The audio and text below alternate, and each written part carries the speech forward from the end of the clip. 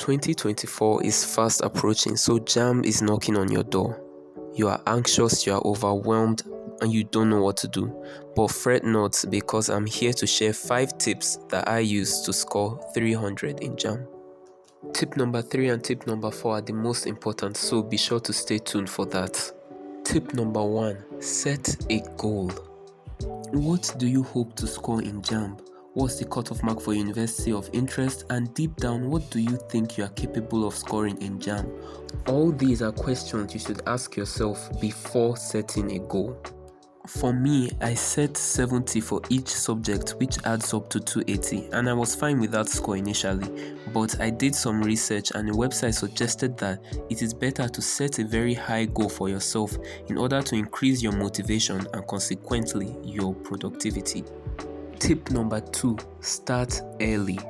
JAMB comprises of 4 subjects, 60 questions in use of English and 40 questions in your other 3 subjects, leaving a total of 180 questions, and you only have 2 hours to answer these questions. So you'd be expected to cover at least 90% of the syllabus, and you can't expect to do so 2 weeks before the examination.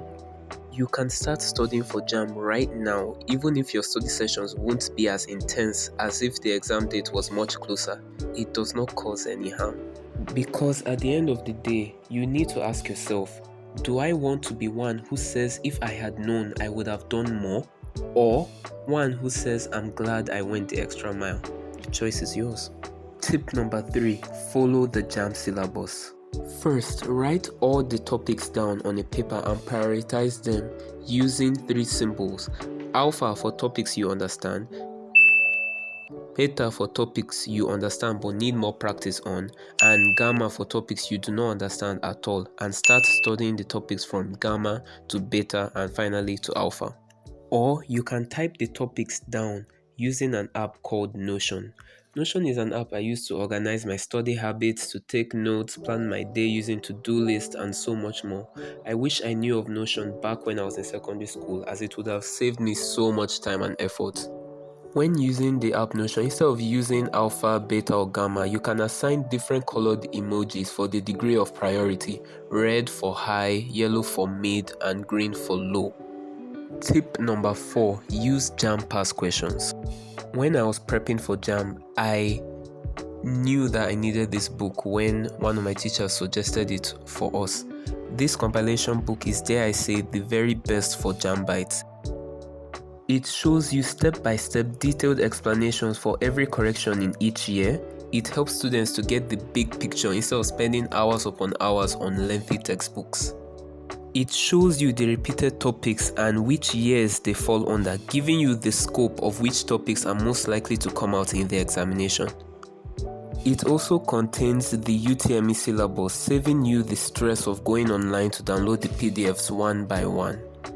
A bonus tip: use external resources too.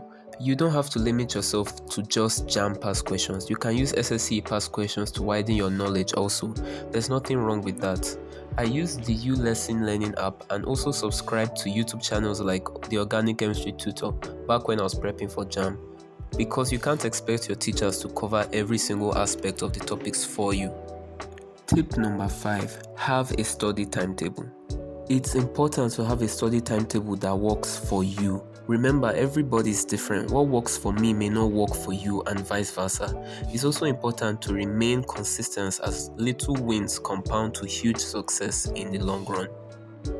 If you made it this far, be sure to comment down below which tip you like the most and which tip you'll be willing to put into action today. Let's tackle JAMB 2024 together.